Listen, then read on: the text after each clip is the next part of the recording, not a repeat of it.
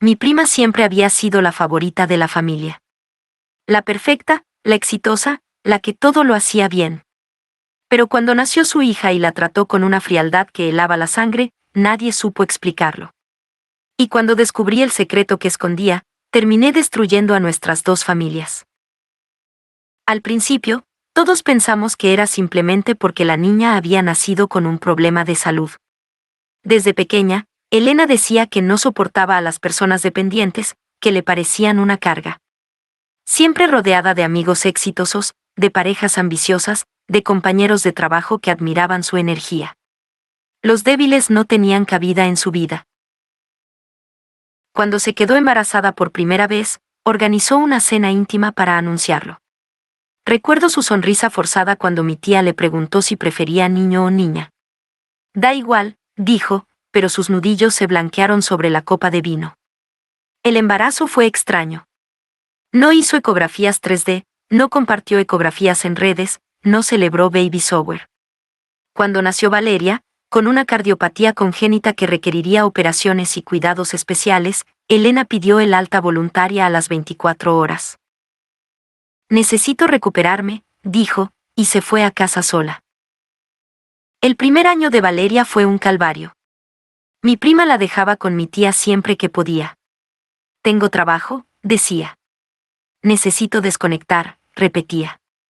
En las reuniones familiares, sujetaba a la niña como quien sostiene un paquete incómodo, y la devolvía a los brazos de mi tía en cuanto podía. Llamaba a Valeria, la pequeña, nunca por su nombre. Se quejaba de que era una niña muy demandante, muy llorona, muy enfermiza. Y la niña tenía apenas 1 año. Llegó a decir, delante de todos, que no entendía por qué le había tocado una hija así. Mientras tanto, mi marido Carlos y yo llevábamos 5 años intentando tener hijos. Lo habíamos intentado todo, tratamientos, inseminaciones, y un doloroso historial de pérdidas.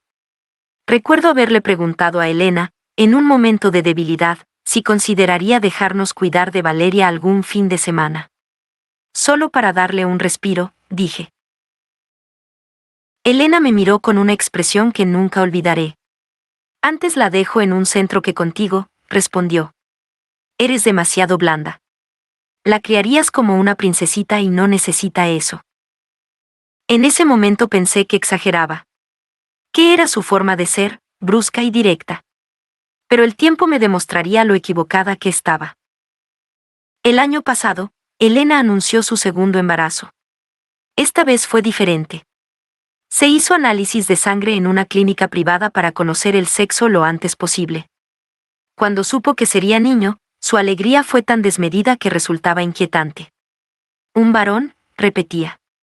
Por fin alguien fuerte en la familia. Organizó una fiesta de revelación de género espectacular. Globos azules por todas partes, una tarta con fondo marino, un espectáculo de humo azul que la hizo llorar de felicidad. Valeria, que entonces tenía 3 años, se acercó a abrazarla y Elena la apartó sin mirarla. Cuidado, mamá está ocupada. La niña se quedó quieta, con los bracitos extendidos, sin comprender.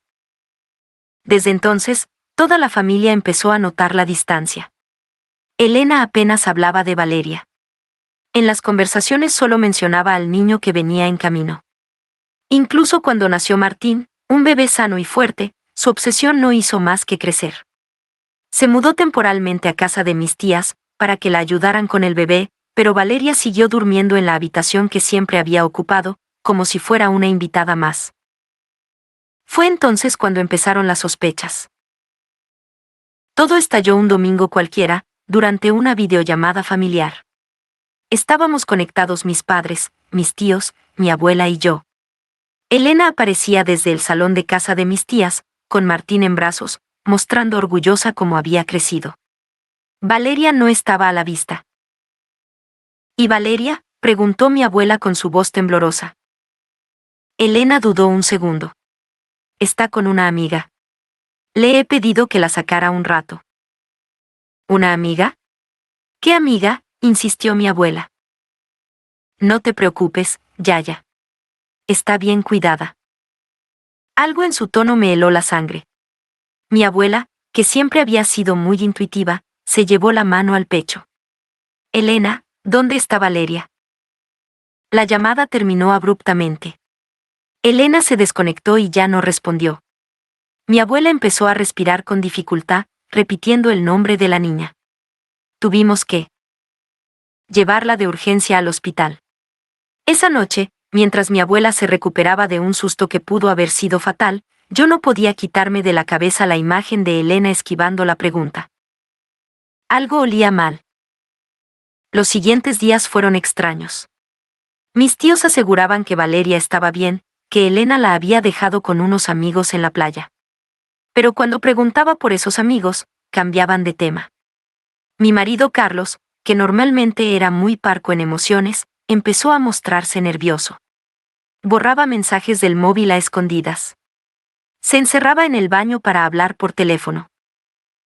Al principio pensé que sería una infidelidad. Una parte de mí, la más ingenua, prefería eso a lo que después descubriría. Una noche, revolviendo sus cosas buscando las llaves del coche, encontré unos papeles. Eran documentos de una agencia de adopción. Fechados hacía 4 años. Justo cuando yo había perdido mi tercer embarazo. Justo cuando Elena había anunciado que estaba esperando a Valeria. Mi mundo se detuvo. Contraté a un detective privado al día siguiente. Le pedí que investigara a Elena, pero también a Carlos. Necesitaba saber la verdad, aunque me destruyera. El detective tardó menos de 3 semanas. Cuando me entregó el informe, tuve que sentarme.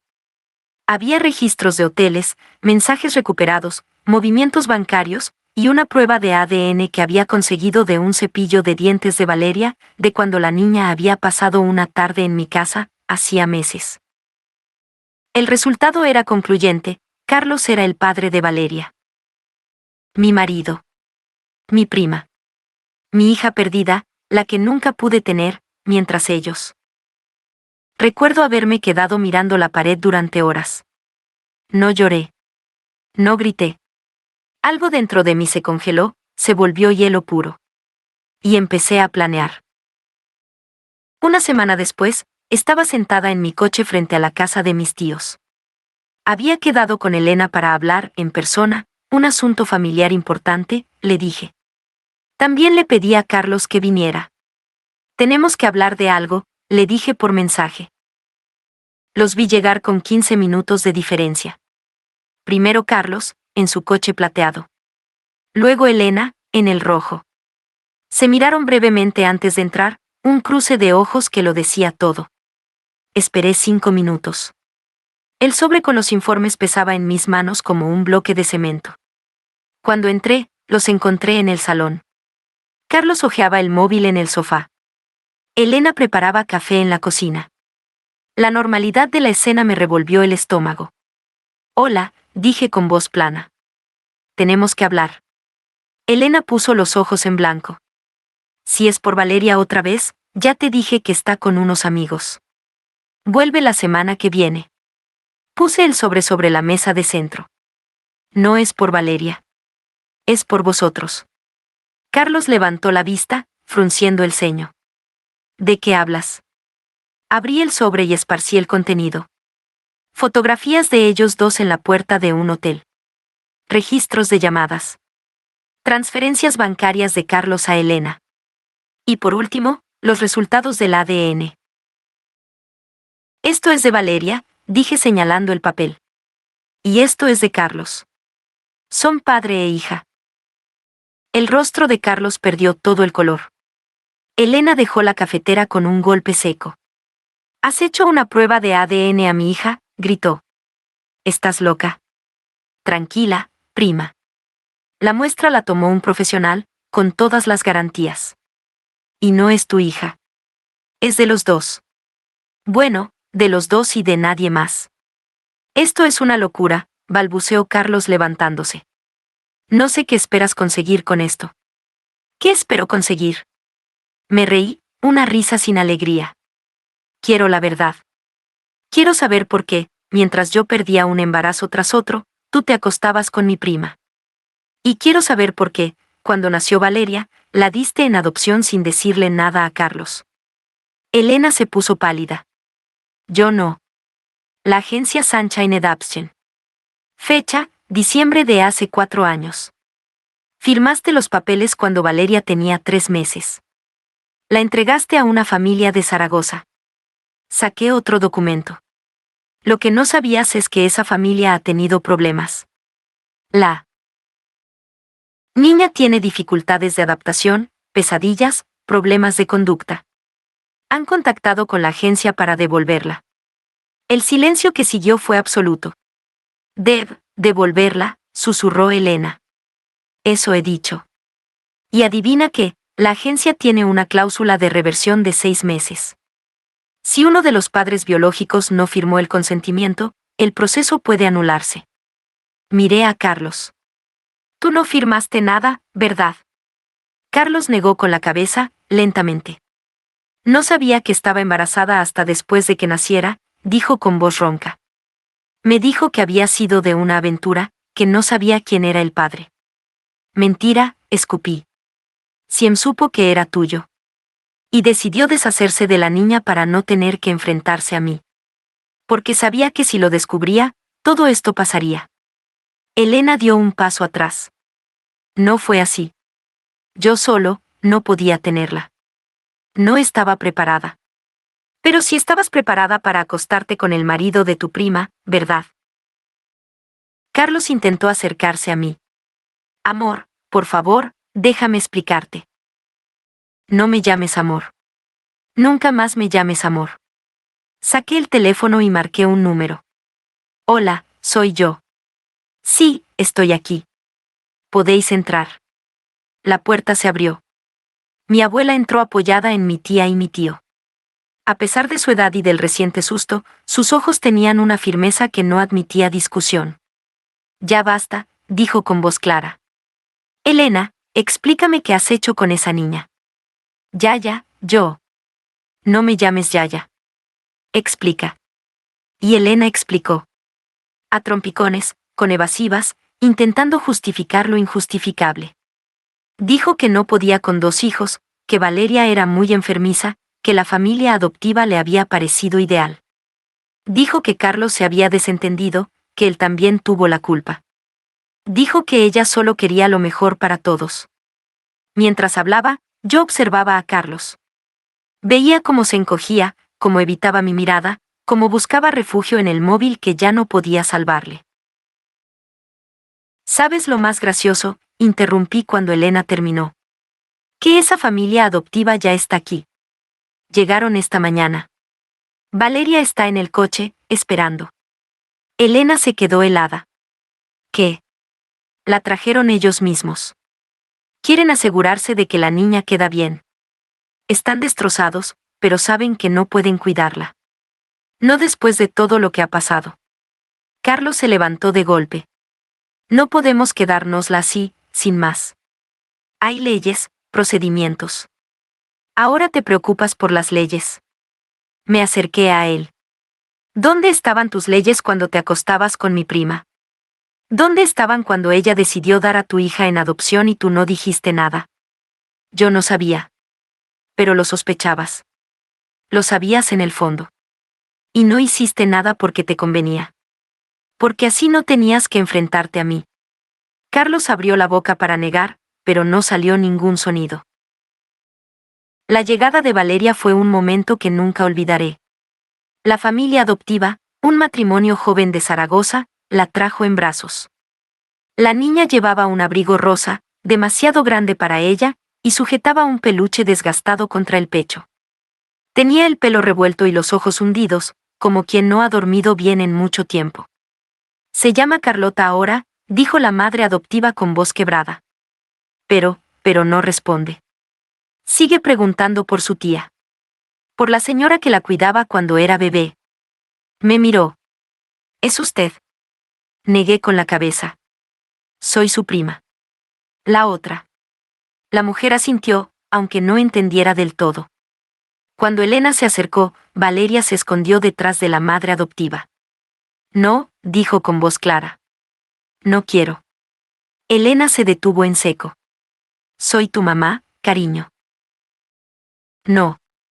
La niña negó con la cabeza, aferrándose a la pierna de la mujer. Tú no. Tú te fuiste. El golpe fue tan brutal que hasta yo lo sentí.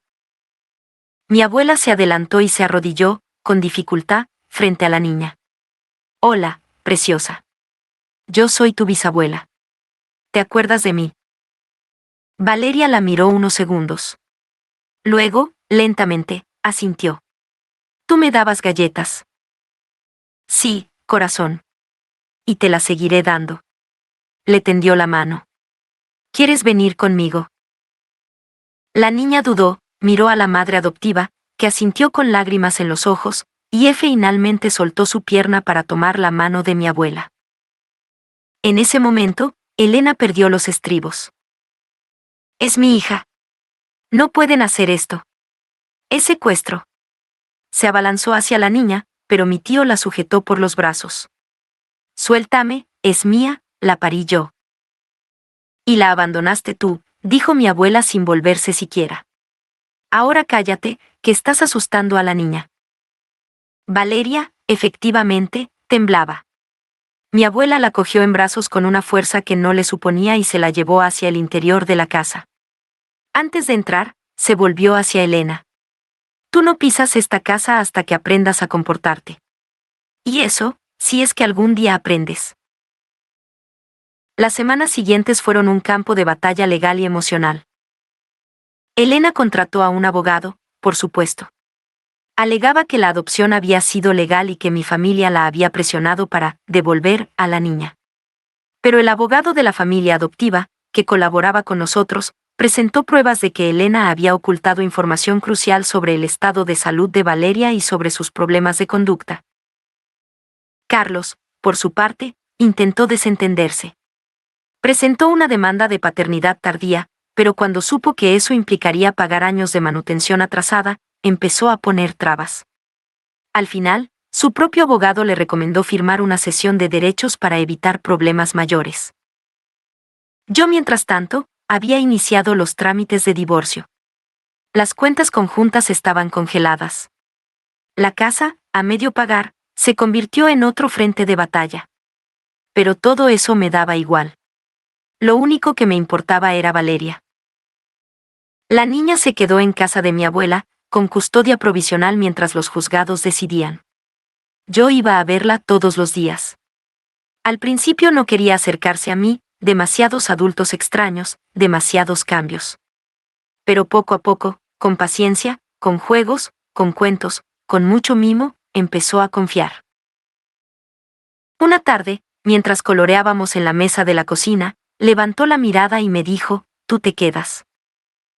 No era una pregunta. Era una afirmación. Me quedo, respondí. Y ella sonrió. Por primera vez en semanas, sonrió de verdad. La audiencia definitiva se celebró 3 meses después. Para entonces, Valeria ya vivía conmigo de forma permanente, aunque la custodia legal siguiera en el aire. Mi abuela había insistido, tú eres quien mejor puede cuidarla. Tú que tanto has deseado ser madre. Elena llegó sola al juzgado. Su último abogado la había abandonado después de que ella se negara a seguir sus recomendaciones.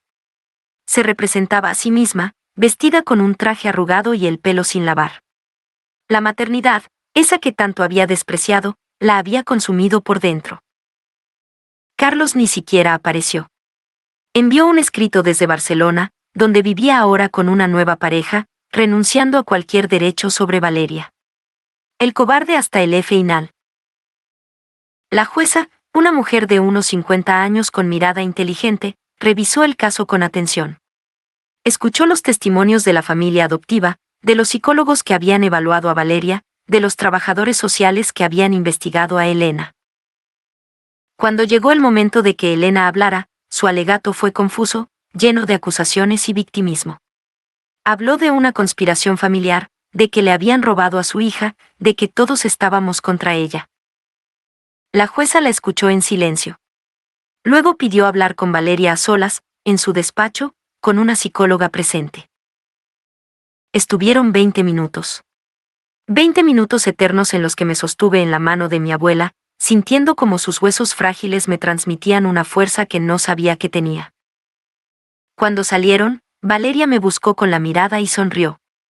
He dibujado una casa, dijo enseñándome el papel. Con muchas flores. La jueza Harrison carraspeó y todos nos callamos. He tenido en consideración todos los elementos de este caso, comenzó. La señorita Elena tiene razón en algo, biológicamente, es la madre de la menor. Sin embargo, la biología no es suficiente cuando hablamos del bienestar de un niño. Hizo una pausa y continuó. Los informes psicológicos son claros, la menor ha sufrido un trauma significativo debido al abandono temprano y a la inestabilidad posterior. Presenta un apego seguro únicamente con la señora aquí presente, su prima, y con su bisabuela. La figura de la madre biológica le genera ansiedad y miedo. Elena intentó protestar, pero la jueza la silenció con una mirada. Además, existen pruebas concluyentes de que la señorita Elena ocultó información relevante en el proceso de adopción original y de que su comportamiento posterior ha sido errático y perjudicial para la menor. Por todo ello, otorgo la custodia legal completa a la señora, aquí presente, con derecho a iniciar el proceso de adopción de forma inmediata. Se deniega cualquier tipo de visita a la madre biológica, al menos hasta que complete un programa de rehabilitación psicológica y demuestre estabilidad durante un periodo no inferior a 2 años. Elena se levantó de golpe. No pueden hacer esto. Es mi hija. Señorita, dijo la jueza con voz de hielo, una hija no es una propiedad. Es una persona. Y usted la trató como un objeto que podía desechar cuando le resultara incómoda. Esta corte no va a permitir que siga haciéndolo. Si no se sienta y guarda silencio, la declararé en desacato. Elena se sentó, pero sus ojos me quemaban. Cuando salimos del juzgado, me siguió hasta el aparcamiento. «Me la has robado», gritó. «Te pasaste años llorando porque no podías tener hijos y ahora me robas la mía. Eres una ladrona, una envidiosa, una». No me volví. No le di esa satisfacción. Pero Valeria, que iba en brazos de mi abuela, la miró por encima del hombro. Y dijo algo que nunca olvidaré. Esa señora está muy triste. Pero yo no soy suya. Soy de mi mamá. Mi mamá. Me llamó mi mamá. Subí al coche y conduje hasta casa sin decir una palabra, con las lágrimas rodando por mis mejillas. La adopción se formalizó 6 meses después. Fue un acto sencillo, sin grandes celebraciones. Solo mi abuela, mis tíos, Valeria y yo. La jueza, la misma que había llevado el caso, quiso estar presente. Casos como este, dijo, son los que me recuerdan por qué hago este trabajo. Valeria llevaba un vestido amarillo que había elegido ella misma. Sostenía en una mano su peluche favorito, un conejito desgastado al que llamaba Suave. Con la otra, me apretaba la mano con fuerza. Cuando la jueza dijo, ya pueden considerarse legalmente madre e hija, Valeria me miró y preguntó, ¿ahora sí? Ahora sí, mi amor. Para siempre. Para siempre. Y entonces, por primera vez en mucho tiempo, lloré. Pero eran lágrimas buenas, de esas que limpian por dentro. Han pasado 3 años.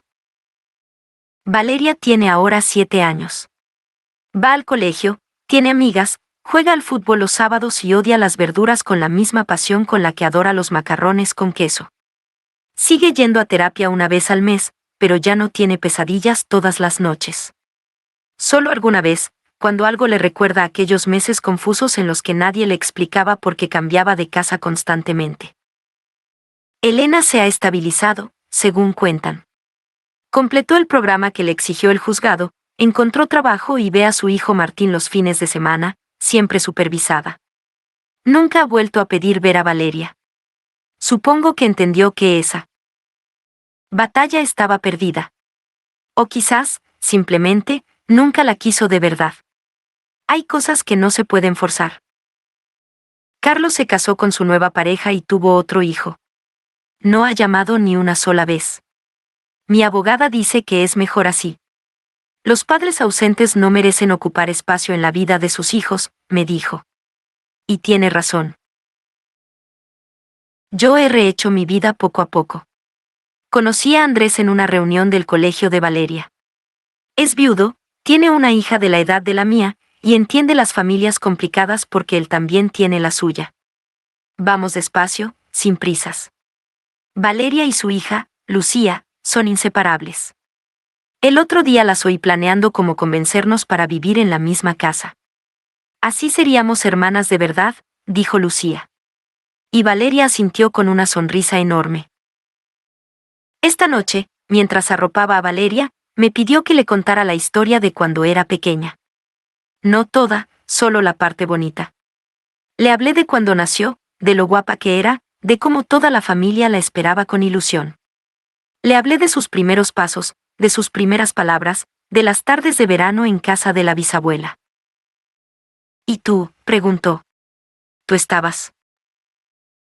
Siempre, mi amor. Siempre estuve.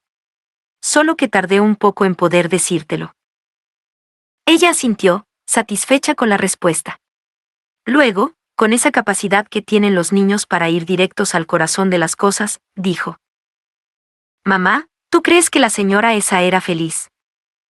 ¿Qué señora? La que no quería ser mi mamá. Me quedé en silencio un momento. No lo sé, Valeria. Supongo que no. La gente que hace daño a los demás suele ser porque ellos también están rotos por dentro. Pues yo estoy contenta de que no fuera mi mamá. ¿Por qué? Porque si lo fuera, no te tendría a ti. La abracé tan fuerte que protestó entre risas. Luego cerró los ojos y se durmió casi al instante, con suave apretado contra la mejilla. Me quedé un rato observándola, viendo cómo su pecho subía y bajaba con cada respiración, escuchando ese silencio lleno de paz que solo se encuentra en las habitaciones de los niños cuando duermen. Afuera, la noche era tranquila. En la cocina, Andrés preparaba café mientras Lucía hacía los deberes.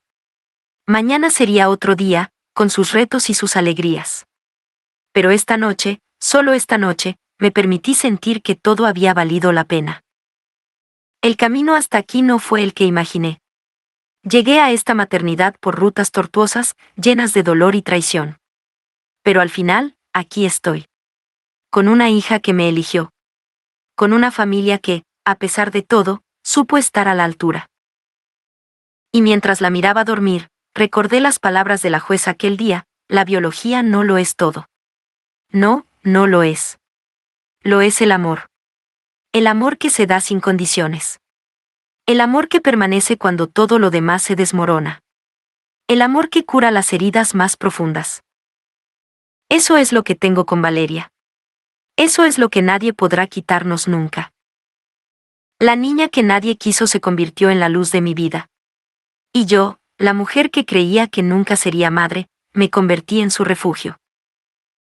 Supongo que al final, las familias se construyen así, con pedazos rotos que alguien se toma la molestia de unir. Con cicatrices que se convierten en historias. Con personas que, simplemente, deciden quedarse. Yo me quedo. Siempre me quedaré.